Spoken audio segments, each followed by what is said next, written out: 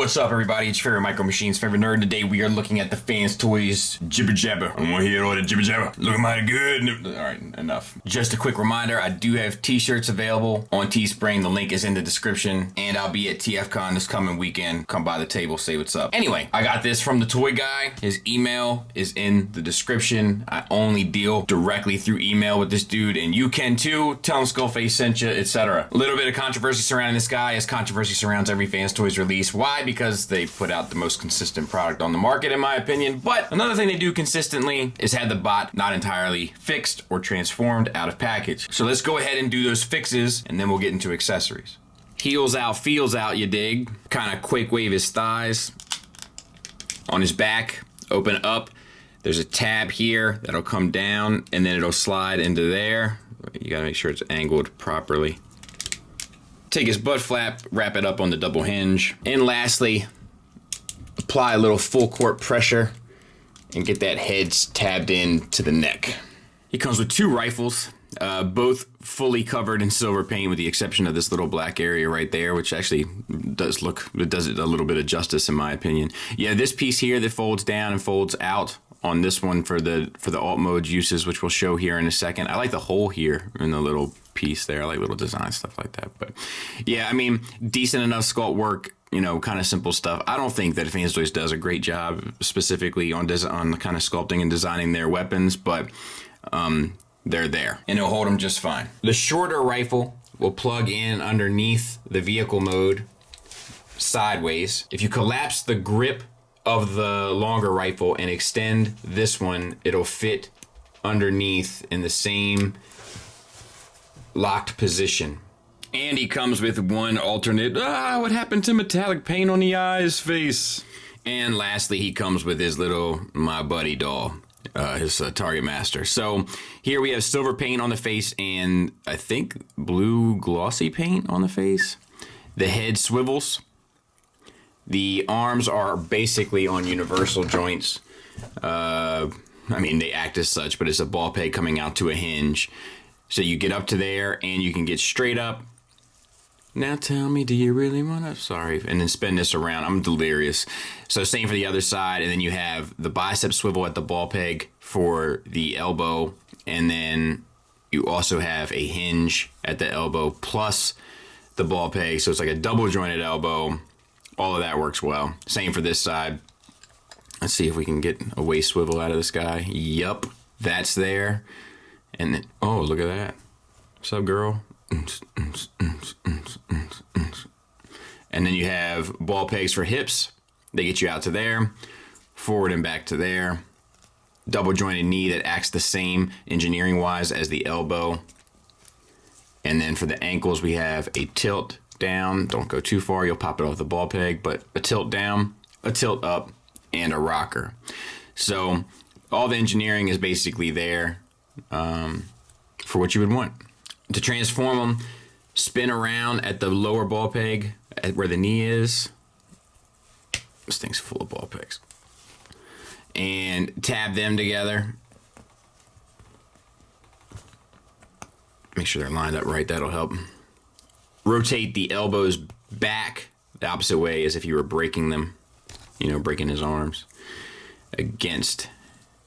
Extend this and then rotate these down. Bring down your trigger. And then you got to bring the hips up 90 degrees, then bend at the hinge and make sure these tabs here kind of sit to the side, I believe.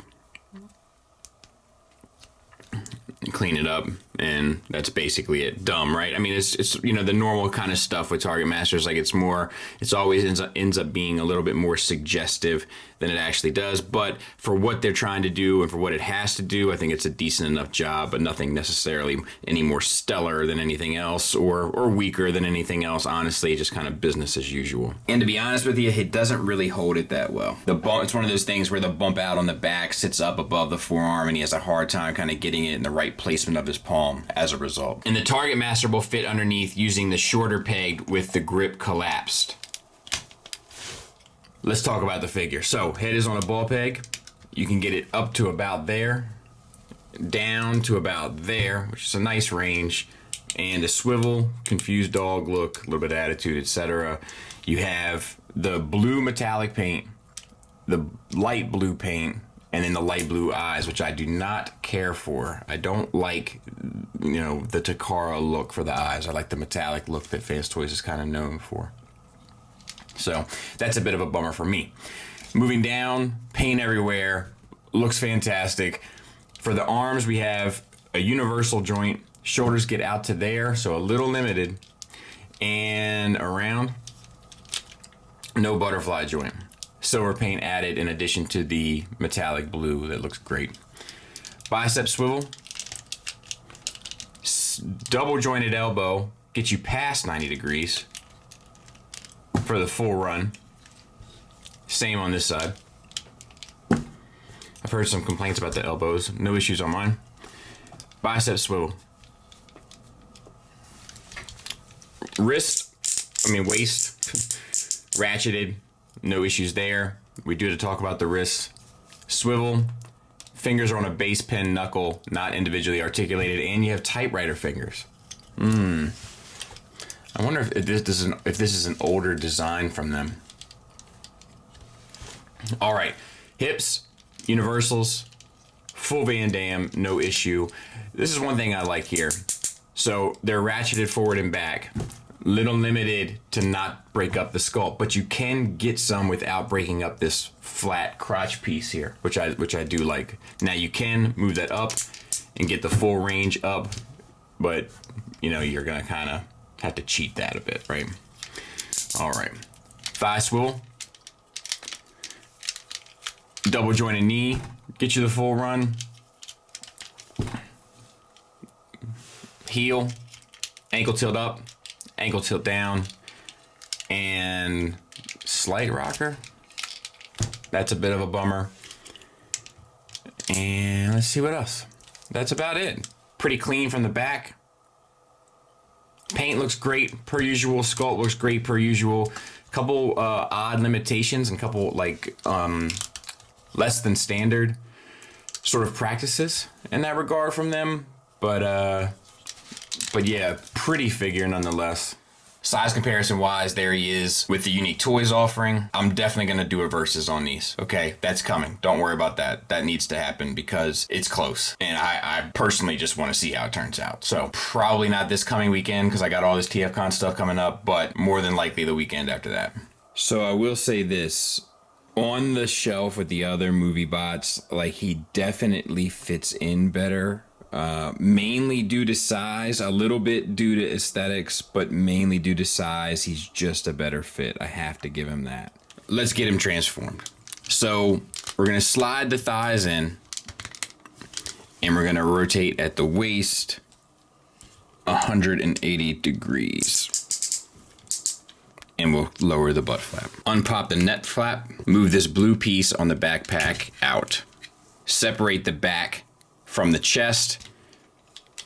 Maneuver this piece out of your way so that you can rotate this inner piece here up and out with all the tech details kind of on the dash on the opposite side. From the top of the backpack, slide these light blue pieces where the shoulders are connected out to the side. That will give you the clearance to rock this part of his piece that's connected to the whole neck assembly down so that you can slide the head through. But you won't be able to get it if you don't have these pieces slid out. Bring the head around underneath, rotate, and maneuver in a way where the back fin goes into that little spot there. Now, this is the same step, but looking at it from the top side, you should have this like kind of silver chair. The fin will fill in that gap there. I gotta kind of look and see what I'm doing here. If you see that, and then you can close this piece down and this piece down. Now for our back piece here that we use this to tab in the beginning, we'll close that or make sure it's closed. Bring this around, flip this down. Now if you bend here at the torso, you'll see there's another way to swivel it, not at the waist. So leave that piece down, rotate the upper body around, and then on this side, bring out this little tab here, and you can tab that in to the front of the vehicle.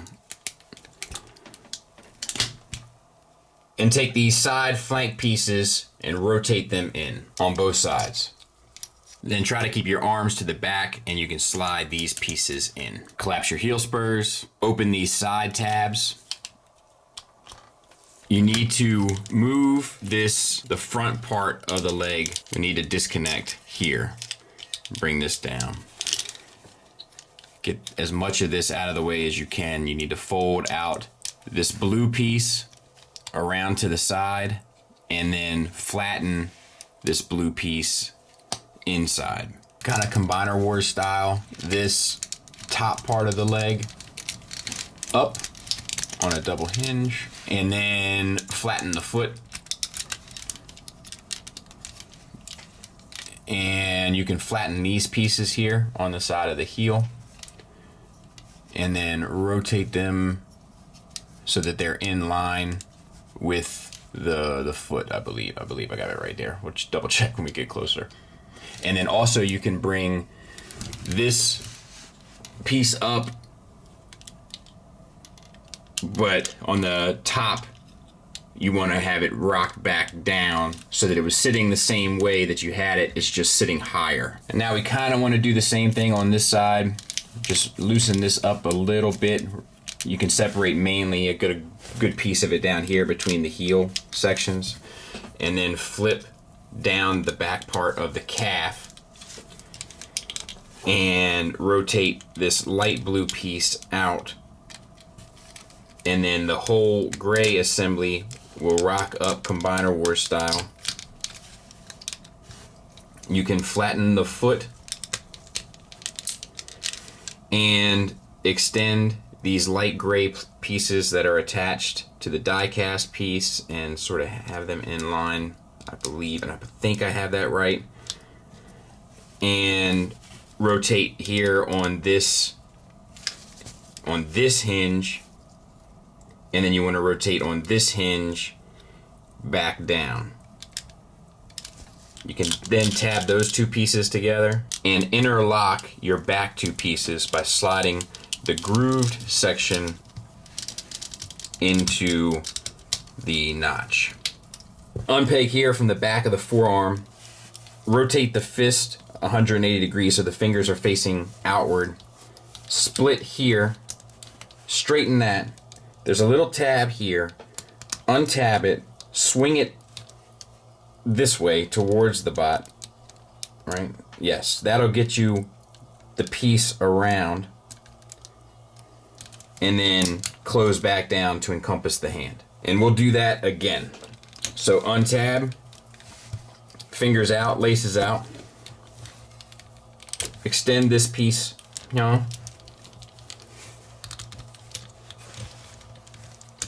straighten this. This tab here swings out. This blue piece slides so that you can maneuver it around. Once it's straightened, bring it back down. Then the upper arm, you have to free this piece and then extend this section out. Wrap this piece down and fold it back in. Once again, free this piece, extend out, wrap the light blue piece down, fold it back in. You then need to start collapsing it. In order to get it nice and tight, flip this piece up at an angle so that the upper body will start to bring it down as you collapse. Take your crotch piece, swing it around, collapse it flat against the bottom. So you should have something that looks like this. Now rotate the shoulder around and you got to get it tight against the body, so to speak.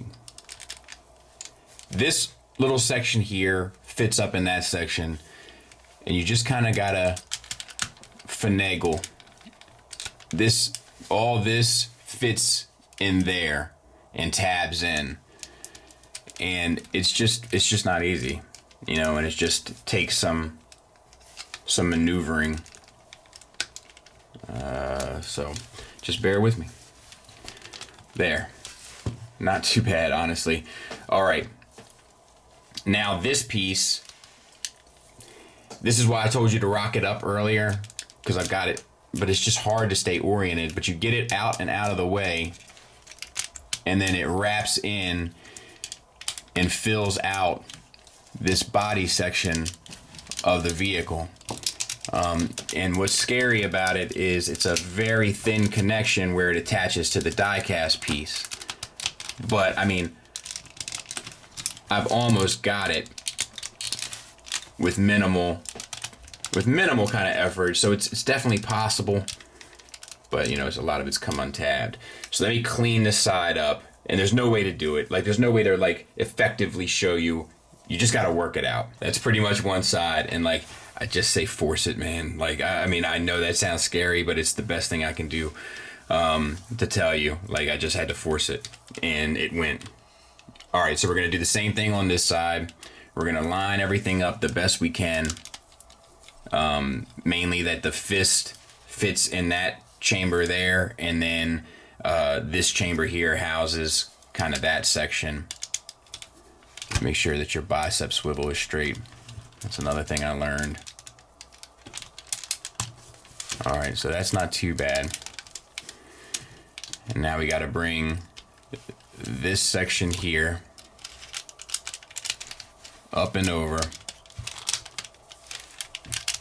See, and that one is a lot closer. I still got to finagle some stuff, but phew, that one went much smoother.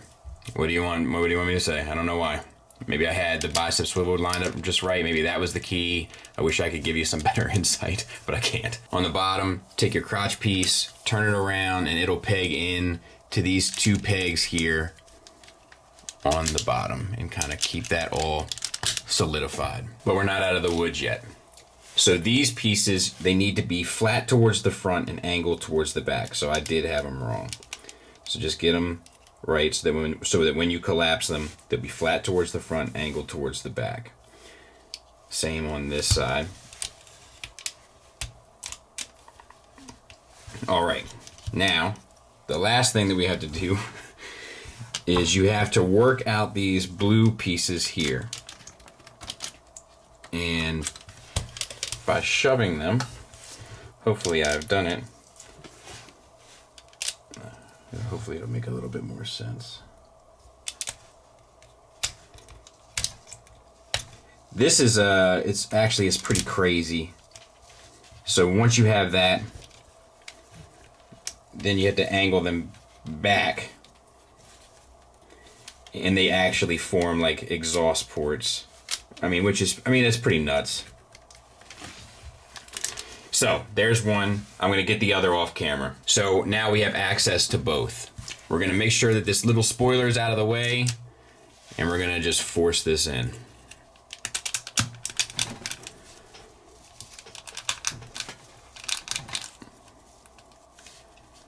And I'll probably have to clean it up a little bit in post. I feel like I don't have this right somehow. Probably because I don't, but. You know what's funny? I feel like I had this problem on the original G1 Blurr too. Maybe it's a little throwback. So wrap these bits around. I feel like that's not right. I feel like this should sit a little tighter, but I'll work that out. And then at the back, you see it has like the box chambers, which is nice. Let me clean this up. We'll take a look at it. So there it is. We've made it through another one, boys and girls.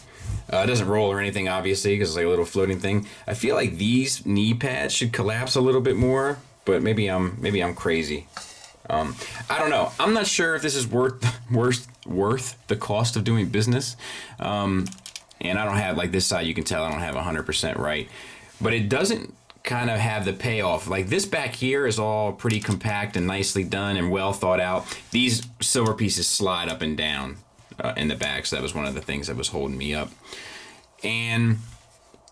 But the front doesn't look like sleek, you know, because like all the little bumps and stuff, like like it just doesn't have that sleek look. Whereas the back, I feel like looks very sleek. But I mean, the engineering on this thing is impressive. It's just like, man, I don't know if I need it to be so impressive if it's a little bit easier to get to and fro. The colors work well. The general sculpt and aesthetic works well. And most importantly, it looks good next to Tiger Tracks. Final thoughts wise, let's start with the negatives because I have a lot negative to say about it, honestly.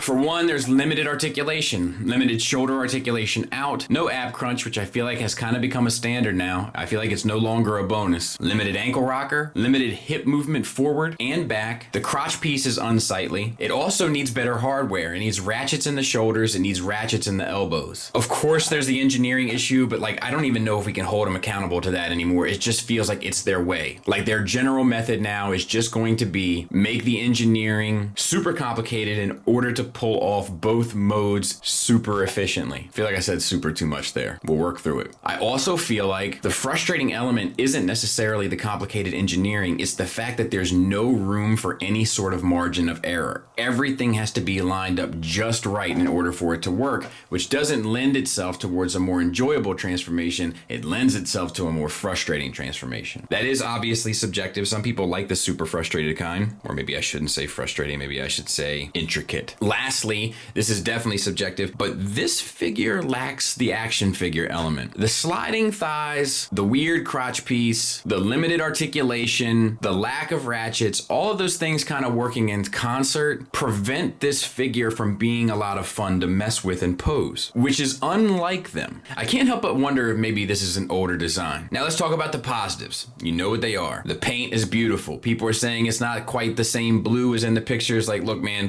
pictures do funny things to colors. There's lighting situations. There's all sorts of stuff. This blue is beautiful, in my opinion. The sculpt is pretty much picture perfect. It definitely has the presence of Blurr. The materials feel great. Like I said, I could have gone for more hardware. The alt mode is pretty sharp, and it's priced extremely reasonably. I feel like this would be a $250 figure from Takara. So I can recommend it. It's a soft recommend. It might be worth waiting to see how this other Blurr comparison video goes if you have the unique toys. Like I said, I'll try to get it up as soon as possible. I just have a hectic week this week. But I eventually will have it up, and hopefully it'll be in time for you to make an informed decision. Hope the review was helpful. Shout out to the toy guy. Thanks for listening. Thanks for watching. Until next time, take care.